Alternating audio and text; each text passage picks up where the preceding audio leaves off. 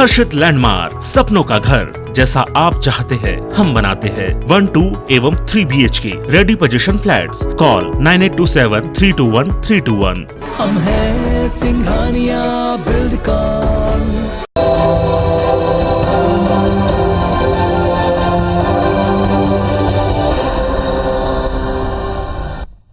नमस्कार, मैं हूं शिरीष मिश्रा। छत्तीसगढ़ की बात में आप सभी का स्वागत है। छत्तीसगढ़ में भले 2023 में विधानसभा चुनाव होने हैं, लेकिन राजनीतिक गलियारों में चुनावी चेहरे और टिकट को लेकर अभी से बयानबाजी शुरू हो गई है। ताजा बयान मुख्यमंत्री भूपेश बघेल का है, जिसमें उन्होंने कहा कि बीजेपी में सबका टिकट कटने वाला है और रमन सिंह की टिकट भी खतरे में है। अब सवाल ये कि सीएम ने ये बयान किस आधार पर दिया है? क्या वाकई में बीजेपी में ऐसी कोई सुगबुगाहट है कि हाईकमान लोकसभा की तर्ज पर सभी सिटिंग विधायकों की टिकट काटकर नए चेहरों को मौका देने जा रहा है? सवाल ये भी कि मुख्यमंत्री बार बार रमन सिंह को टारगेट क्यों कर रहे हैं? चर्चा करेंगे, लेकिन उससे पहले देखते हैं रिपोर्ट। छत्तीसगढ़ में 15 साल बाद सत्ता से बेदखल हुई बीजेपी एक बार फिर अपनी सियासी जमीन तलाशने की कोशिश कर रही है। बीजेपी नेताओं को एकजुटता का पाठ पढ़ाया जा रहा है, जीत के लिए चिंतन मनन हो रहा है। चुनाव से पहले चेहरा कोई मुद्दा नहीं बने, इसलिए प्रदेश प्रभारी डी पुरेंदेश्वरी पहले ही साफ कर चुकी हैं कि पार्टी चेहरा नहीं विकास के मुद्दे पर लड़ेगी। लेकिन बीजेपी नेता रह रहकर चुनावी चेहरे पर बयानबाजी करते रहे हैं। एक बार फिर बीजेपी के सभी 14 सिटिंग विधायकों की टिकट काटे जाने की खबरें जोरों पर हैं। दरअसल बीते कुछ दिनों में बीजेपी राष्ट्रीय नेतृत्व देश में केवल मोदी के चेहरे पर चुनाव लड़ने की जिम्मेदारी दे रही है। इसके कई उदाहरण हाल के कुछ महीनों में कई राज्यों में देखने को मिले, जहां मुख्यमंत्री से इस्तीफा दिलाकर पूरी कैबिनेट चेंज कर दी गई।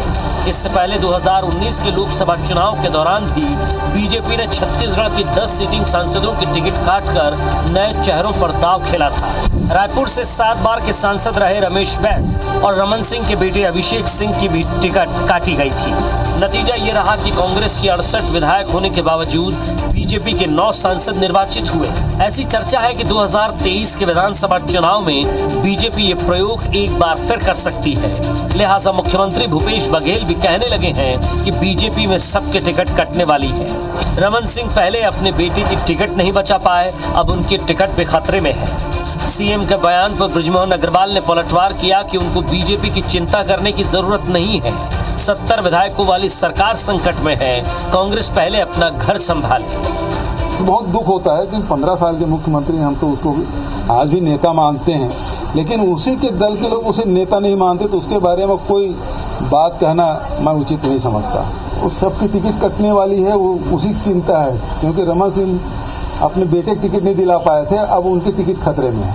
बीजेपी में क्या होगा क्या नहीं होगा, पहले अपनी पार्टी को संभाल लें कि 70 विधायकों वाली सरकार अस्थिर है और उस सरकार में आज लोगों के काम नहीं हो रहे हैं। छत्तीसगढ़ का शासन प्रशासन पूरी तरह ठप पड़ा हुआ है। जाहिर है, सत्ता गंवाने के बाद छत्तीसगढ़ बीजेपी के कई धड़ों में बिखरने की खबरें आती रहती हैं। वहीं बीजेपी में कोई एक चेहरा नहीं है जिसे पार्टी के अंदर ही सर्वमान्य स्वीकार किया जाए। ऐसे में राजनीतिक गलियारों में ये चर्चा है कि बीजेपी हाईकमान आगामी 2023 के विधानसभा चुनाव में 2019 के लोकसभा चुनाव में सभी सीटिंग सांसदों की टिकट काटने वाला दांव खेल सकती है। पिछले दिनों प्रदेश प्रभारी डी पुरेंदेश्वरी भी बोल चुकी है कि अगर कहीं चूक है तो उसे ठीक करना ही है। संगठन को मजबूत करने के लिए कुछ अंतराल पर लगातार बैठकें भी की जा रही हैं। पर क्या बीजेपी का ये दांव कारगर होगा या फिर उसे जोखिम में डालेगा? ये वो सवाल हैं जिसके जवाब तलाशने के लिए पार्टी के रणनीतिकार फूंक कर कदम उठा रहे हैं। सौरभ सिंह परिहार, IBC 24, रायपुर। राजनीति है तो राजनीति में सब कुछ संभव है। घर में बैठे व्यक्ति को भी पद मिल सकता है, राज्यपाल बन सकता है, सीएम बन सकता है, और सीएम के पद पर बैठा व्यक्ति भी सड़क पर आ सकता है। बयान क्यों आ रहे हैं? कभी जब उत्तराखंड में परिवर्तन होता तो छत्तीसगढ़ में बयानबाजी शुरू हो जाती है, कभी पंजाब में परिवर्तन होता तो छत्तीसगढ़ में बयानबाजी शुरू हो जाती, गुजरात में परिवर्तन हुआ तो छत्तीसगढ़ में बयानबाजी शुरू हो गई। लेकिन भूपेश बघेल जी ने ये क्यों कहा कि डॉक्टर रमन सिंह को हम नेता मानते हैं, उनकी पार्टी उनको नेता नहीं मानती? पुरंदेश्वरी ने किस चूक की ओर इशारा किया क्या उसी चूक की ओर इशारा किया जिस ओर मुख्यमंत्री भूपेश बघेल इशारा कर रहे हैं? सारी बात पर चर्चा करेंगे। हमारे साथ दो खास मेहमान हैं। बेलतला से भारतीय जनता पार्टी के विधायक रजनीश सिंह हैं, मुद्दों के साथ अपनी बात रखते हैं। शिशुपाल सोरी जी हैं, कांग्रेस के विधायक हैं, संसदीय सचिव हैं, सर्व आदिवासी समाज के नेता रहे हैं, प्रशासक रहे हैं। आप दोनों का हमारे इस कार्यक्रम में बहुत बहुत स्वागत है। सबसे पहली बात रजनीश जी आपसे कर ली जाए, चूँकि मुख्यमंत्री ने इशारा आपकी पार्टी के नेता डॉक्टर रमन सिंह पे किया है और की ओर किया है, और साथ में ये भी कहा है कि वो अपने बेटे की टिकट नहीं बचा पाए और अब उनकी खुद की टिकट भी खतरे में है। आपकी पार्टी ने जिस तरह से गुजरात में किया तो कांग्रेस को एक बोलने का मौका मिल गया, और आपकी पार्टी के जो वर्तमान नेता हैं, जो भी 14 लोग जिनमें आप भी हैं जीत कर आए हैं, उनकी टिकट के बारे में ये बात आमतौर पर प्रचारित की जाती है कि दोबारा शायद टिकट ना मिले। जैसे लोकसभा में सिटिंग 10 सांसदों की टिकट काटी गई थी, जिसमें आपके तत्कालीन प्रदेश अध्यक्ष विक्रम उसेंडी भी थे और केंद्रीय मंत्री विष्णुदेव साय भी थे, जो वर्तमान में अध्यक्ष हैं। उसके अलावा 2 बड़े नाम और भी थे, रमेश बैस और अभिषेक सिंह। क्या आपकी पार्टी ऐसा कुछ करने जा रही है, या मुख्यमंत्री आपकी पार्टी में सिर्फ डॉक्टर रमन, सुनिए मेरी बात, मुख्यमंत्री आपकी पार्टी में डॉक्टर रमन सिंह को सिर्फ इसलिए टारगेट करते हैं कि बाकी लोगों को टारगेट करने से शायद उनकी राजनीति या उनके जो लक्ष्य हैं वो हासिल नहीं हो सकते हैं? क्योंकि कुछ ऐसे लोग हैं जो पिछड़ा वर्ग से आते हैं, कुछ ऐसे लोग हैं जो आदिवासी वर्ग से आते हैं, तो शायद डॉक्टर रमन सिंह से उनका पर्पस सॉल्व होता है।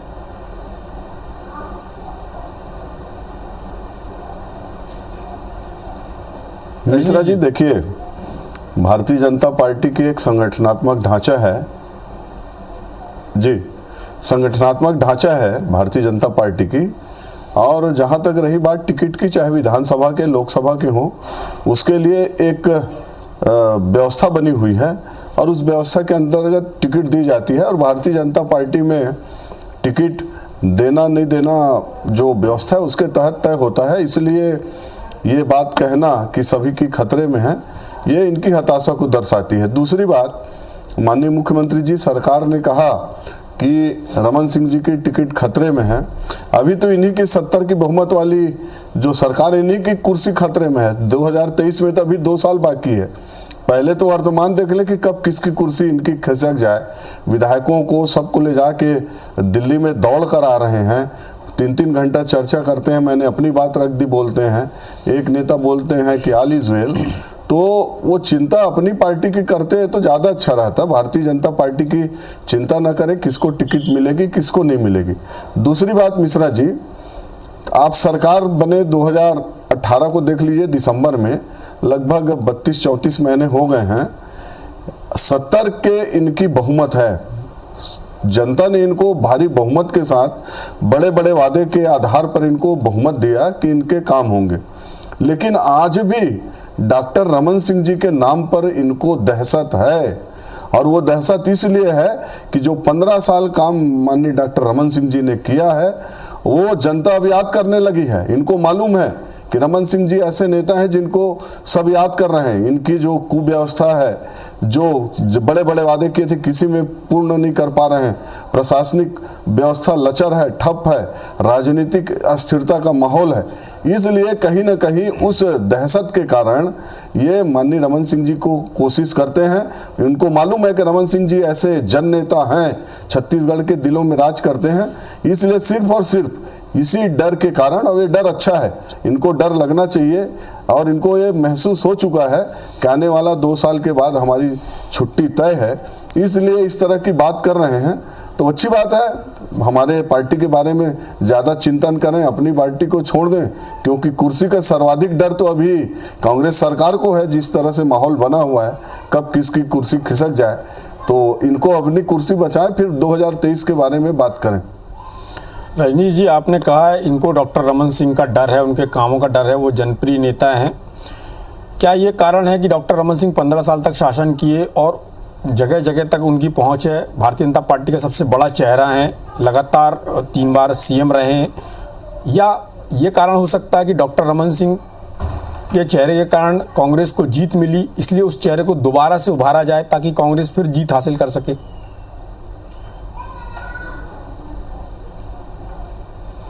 मिश्रा जी, जो आपने पहली बात कही वही कारण है। इसलिए आप पूरे भारत के चुनावी इतिहास को देखेंगे तो बहुत कम राज्य हैं जहां 3 बार कोई सरकार रिपीट होती है।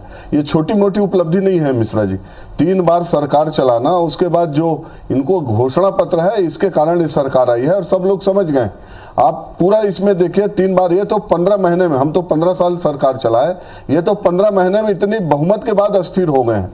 इसलिए सिर्फ और सिर्फ माननीय डॉक्टर रमन सिंह जी की जो छवि है, जो काम है, आज छत्तीसगढ़ की 2.5 करोड़ जनता याद कर रही है। सिर्फ और सिर्फ ये चिंता इनको खाई जा रही है कि अब कोविड काल खत्म हो चुका है, पार्टी के सारे नेता कार्यकर्ता रोड में आ चुके हैं, इनके जो वादे किए हैं इसके खिलाफ में आ गए हैं और इनको लगता है कि रमन सिंह जी एक बार दौरा शुरू करेंगे तो हमारी कुर्सी को उखाड़ के फेंकने में टाइम नहीं लगेगा। 2000 से 2003 सभी मंत्रियों को याद है, जोगी जी की कुर्सी के बारे में कहा जाता है कि ऐसा कुर्सी है कि भारतीय जनता पार्टी नहीं उखाड़ पाएगी।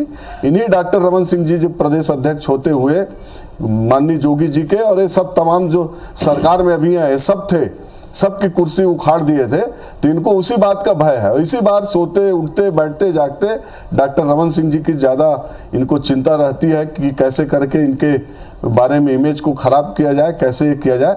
लेकिन ये निश्चिंत रहें, भारतीय जनता पार्टी एकजुट है, एकजुट होकर लड़ेगी और इस सरकार को उखाड़ फेंकेगी निश्चित रूप से। आज ये मैं बोल रहा हूँ और ये सिर्फ दावे नहीं कर रहा हूँ, भविष्यवाणी नहीं कर रहा हूँ, इनके काम के आधार पर, राजनीतिक आधार पर, विश्लेषण के आधार पर कर रहा हूँ कि 2023 में सरकार दोबारा आने की दूर दूर तक गुंजाइश नहीं है। और बहुत बुरी हालत हमारे साथ शिशुपाल सौरी जी भी हैं। सौरी जी, जिस तरह से रजनीश जी ने कहा कि आपकी पार्टी के नेता भूपेश बघेल जी को डर है, रमन सिंह से डर लग रहा है, उनकी लोकप्रियता से डर लग रहा है और उनका ये भी कहना था कि 2003 में जब जोगी जी बहुत मजबूत थे तब डॉक्टर रमन सिंह प्रदेश अध्यक्ष थे, उन्होंने जोगी सरकार को हिलाया और भारतीय जनता पार्टी की सरकार बनी, 3 बार सरकार बनी। मुख्यमंत्री भूपेश बघेल जी को ये जरूरत क्यों पड़ती है कि डॉक्टर रमन सिंह को टिकट मिलेगी या उनके बेटे की टिकट कट गई? ये तो दूसरी पार्टी के अंदर का मामला है। क्या जानबूझ के डॉक्टर रमन सिंह का नाम सामने लाया जाता है ताकि आपकी लड़ाई आसान हो सके, या आपको वाकई में डर लगता है? शिरीष जी, कांग्रेस पार्टी को किसी से डरने की कोई आवश्यकता न कभी थी न आज है। हम तो उनके पार्टी के जो देख रहे हैं स्थिति, उसको देखते हुए कह रहे हैं कि जो उनका जो हाईकमान है, जो बीजेपी का, रमन सिंह को बलि का बकरा बनाने जा रहा है। उससे पीछा छुड़ाने के लिए ही पहले डी पुरंदेश्वरी देवी ने कहा कि हमारे अगले चुनाव में कोई चेहरा नहीं होगा, ये केवल पीएम मोदी चेहरा होगा। ये तो सबको मालूम चल गया है। तो ये जो बता रहे हैं कि 15 साल के इनके जो कार्यकाल में गिना रहे हैं इनकी उपलब्धि, ये तो हाईकमान के रुख से पता चल रहा है कि ये उसको कितने वो देंगे। दूसरी बात मैं जो कह रहा हूँ राजनीतिक तौर पे और जो राजनीतिक विश्लेषण के तौर पे, ये सारे चेहरों को बदलने की फिराक में है, क्योंकि ये पुराने चेहरे नहीं चलेंगे। ऐसा हाईकमान के पास इनके गए हुए हैं रिपोर्ट। इसीलिए देखो, आप गुजरात की देखो, कैबिनेट का देखो, तो ये तो माहिर है। यहाँ तो तानाशाही चलती है। ये किसकी कितनी जमीन पे पकड़ है नहीं देख रहे हैं। आप जरूर कह रहे हैं, रजनीश सिंह जी बहुत ही हमारे वरिष्ठ साथी हैं, ये अपने अनुभव के आधार पे कह रहे हैं, पर बीजेपी में अनुभव और शिष्टता नाम की चीज कहाँ है? ये तो जिसको चाहे वहां से आ जाए फोन और इसको यहाँ से उठा के वहां रख दो, वहां से आके यहाँ रख दो। तो ये प्रयोग करने जा रहे हैं। इसको तो कोई भी थोड़ी सी भी राजनीति जिसको रुचि है वो कह सकता है कि छत्तीसगढ़ में ये प्रयोग होने वाले नहीं।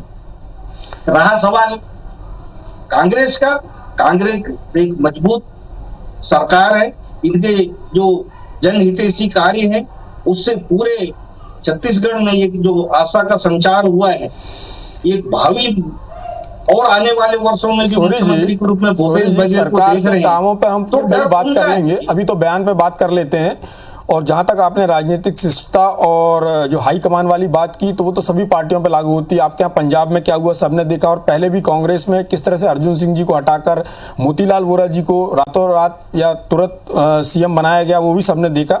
तो इस बारे में बात करना और चर्चा करना मुझे लगता नहीं है कि कोई प्रासंगिक है। वो सभी पार्टियों की एक प्रैक्टिस है और कोई भी पार्टी हो उससे वो अछूती नहीं है। हम बात इस बात पे कर लें कि डॉक्टर रमन सिंह का ही नाम क्यों लिया जाता है, धर्मलाल कौशिक जी का नाम क्यों नहीं लिया जाता है, ननकीराम कंवर जी का नाम क्यों नहीं लिया जाता, अजय चंद्राकर जी का नाम क्यों नहीं लिया जाता। ऐसे तमाम नेता जो जीत के आए उनके नाम को लेकर क्यों टारगेट नहीं किया जाता है? इसलिए शिरीष जी कि ये 15 साल तक मुख्यमंत्री थे, इनका जो चेहरा है ये जाना पहचाना और सभी लोग जानते हैं, इसीलिए इस पर टारगेट किया जा रहा है। हम टारगेट नहीं कर रहे, उनकी पार्टी कर रही है और ये बिल्कुल सत्य होने वाला है कि इसीलिए उनके अभी आपने लोकसभा का चुनाव देखा होगा, सारे के सारे बदल दिए गए। वरिष्ठता का उन्होंने कोई ख्याल नहीं रखा, ग्राउंड स्तर पे किसकी क्या लोकप्रियता है इसको कोई ध्यान नहीं दिया गया। तो ये तो अभी मान रहे हैं सोरी जी, ये जो सोरी जी, वो जो रमन सिंह जी हैं इसको किनारे लगा रहे हैं, इसकी पृष्ठभूमि बन रही है। जब से नए इनके प्रभारी आए हैं तब से ये आ रहा है और मीडिया के माध्यम से ये जन जन तक बात जा रही है। और हम सब जानते हैं कि ये तो हमारे लिए आसान होगा कि इनके अंदरूनी झगड़े और इनके जो तानाशाही पूर्ण रवैये है, इससे तो छत्तीसगढ़ को, क्योंकि हमारे यहाँ की जो तासीर है, यहाँ के लोगों की जो भावनाएं हैं, सबको लेके चलने की है। अगर किसी को आप कहीं पर भी मनमानी करके तानाशाही पूर्ण करते हैं कार्रवाई, तो ये छत्तीसगढ़ की जनता देख रही है। इससे हमारा कांग्रेस के लिए और सुविधा होगा। हम तो ही कह रही है तो चाहे जैसा कर ले। चलिए, आपके लिए सुविधा होगी या नहीं होगी, लेकिन भारतीय जनता पार्टी उसका जो आला कमान है वो हर राज्य के हिसाब से अपनी स्ट्रेटेजी बनाता है। छत्तीसगढ़ में उस समय उनको लगा कि उनकी सरकार चली गई, इसलिए उन्होंने सांसदों की टिकट चेंज करी, जो लोकसभा के सदस्य थे उनकी टिकट चेंज करी। लेकिन ये हो सकता है कि 5 साल तक जब भारतीय जनता पार्टी विपक्ष में रहे तो उनको लगे कि जो एंटी इनकम्बेंसी, जिसके कारण आप बात कर रहे हैं जो गुजरात की, चूंकि वहाँ 30 साल सरकार थी, तो एंटी इनकम्बेंसी से भी पार्टी को निपटना था और नया नेतृत्व भी तैयार करना था। यदि छत्तीसगढ़ में नया नेतृत्व तैयार नहीं होगा तो जो मौजूदा नेतृत्व है उसके निर्देशन में या उसके मार्गदर्शन में ही फिर आगे का काम होगा या उसके नेतृत्व में ही आगे का काम होगा। आप जरूर सही कह रहे हैं, पर जो दिख रहा है जब से डी पुरंदेश्वरी जी आई है और जिस हिसाब से बड़े चेहरों को यहाँ से नेस्तनाबूद उनकी छवि को करने का प्रयास हो रहा है, उससे तो हमको फायदा दिखाई पड़ रहा है। अब ये जो कह रहे हैं कि कोई नया आएगा उससे कुछ तो फायदा होगा, तो देख रहे होंगे। और ये बगावत के सुर अभी आप पूरे राष्ट्र में देखने को मिल रहा है। इसका पश्चिम बंगाल में आप देख ही रहे कि रोज उनके पार्टी टूट रही है। तो अब वो स्थिति नहीं रही। अब समझ रहे हैं कि तानाशाही से लोकतंत्र को नहीं चला सकते, चाहे पार्टी हो चाहे और कोई भी संगठन हो। तो ये जितने भी मनमानी करनी थी मोदी जी ने कर लिया। अब इनके ही लोग अब बगावत को उतर आए हैं और इसको आप मेरी भी भविष्यवाणी है कि बगावत दिखेगी अगर इस तरह की सोच रखते हैं। चलिए, भारतीय जनता पार्टी में बगावत होती है या नहीं होती है, इस पर हम चर्चा करेंगे। शिवपाल सोरी जी का कहना था कि भारतीय जनता पार्टी में एक बगावत हो सकती है। इस तरह की जो घटनाएं चल रही हैं कि आला कमान तय कर देता है कि कौन मुख्यमंत्री होगा और एक तरह से पूरे लोगों को बदल दिया जाता है, उससे भारतीय जनता पार्टी के अंदर असंतोष उभर रहा है। रजनीश जी, आपने शिवपाल सोरी जी की पूरी बात सुनी होगी और आपको अपनी पार्टी की स्थिति के बारे में बहुत बेहतर मालूम होगा।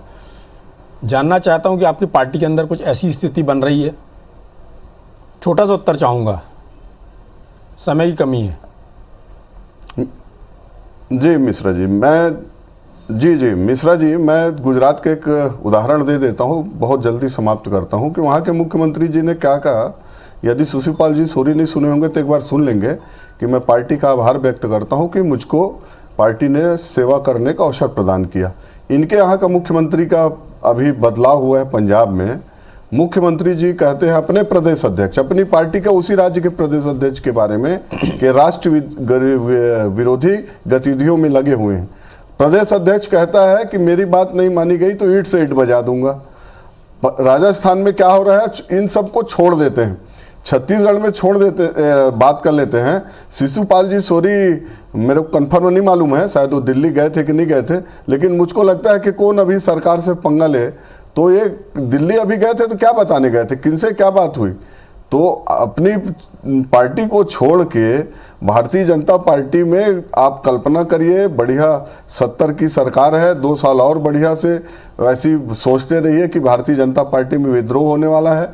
यहाँ सब ऐसी कर रहे हैं, अपनी पार्टी को छोड़िए। इसी कारण देश आपको कहाँ पहुँचा दिया, आने वाले हो 3 राज्य भी जाने वाली है, ये भी एकदम तथ्य है और सत्य है, और देखते रहिएगा इसको। इसलिए सूरी जी से मेरा यही कहना रहेगा, प्रशासनिक अधिकारी रहे हैं, गांव से आए हैं, उसके बाद राजनीतिक क्षेत्र में भी सफल हुए हैं, अपनी अंतरात्मा की बात करके सोच के पार्टी में सोचें और अंदर में कहें। यहाँ तो डिफेंड करेंगे सवाल, लेकिन बाकी कहें कि कांग्रेस पार्टी में लोकतंत्र जिंदा करें। जी रजनी जी, आपको टिकट मिल रही कि नहीं मिल रही?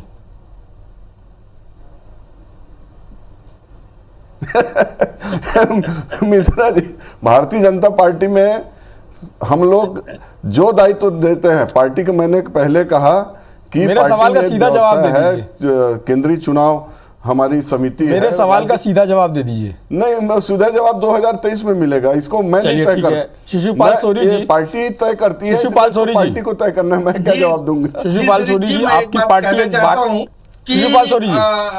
शिशुपाल सोरी जी मेरी बात सुनिए। आपकी पार्टी एक भारी भरकम बहुमत के साथ आई है, 3/4 बहुमत है आपके पास। आप अपनी पार्टी के कितने विधायकों की टिकट काटने जा रहे हैं 2023 में? सीधा सवाल है, छोटा सा उत्तर चाहूंगा। ये उस समय के जो रिपोर्ट आएंगे उसके आधार पर है, और हम सरकार में फिर से आ रहे हैं। और सरकार में आ रहे हैं या नहीं आ रहे, मैं ये नहीं, मेरा सवाल ये नहीं है। आपकी पार्टी कितने विधायकों की टिकट काटने जा रही, सीधा सवाल है, सीधा उत्तर चाहता हूं। अभी 2 साल बचा है, वही मैं कहा कि तत्कालिक उस समय की जो स्थिति बनती है, उसके रिपोर्ट कार्ड सबके तैयार होते हैं, उसके आधार पर फैसला होगा। और चलिए, दोनों पार्टी के लोगों को नहीं मालूम कि किसको टिकट मिलने वाली, किसकी टिकट कटने वाली, सर्वे की बात कर रहे हैं। और जब टिकट कटती तो सर्वे की बात की जाती कि सर्वे में ऐसा ऐसा आया। लेकिन आज की स्थिति में राजनेता भविष्यवाणी कर रहे हैं, जो साफ तौर पर दिखाई दे रहा है कि ये राजनीतिक बयानबाजी से कुछ ज्यादा नहीं है। इस चर्चा में भाग लेने के लिए आप दोनों का बहुत बहुत धन्यवाद। नमस्कार।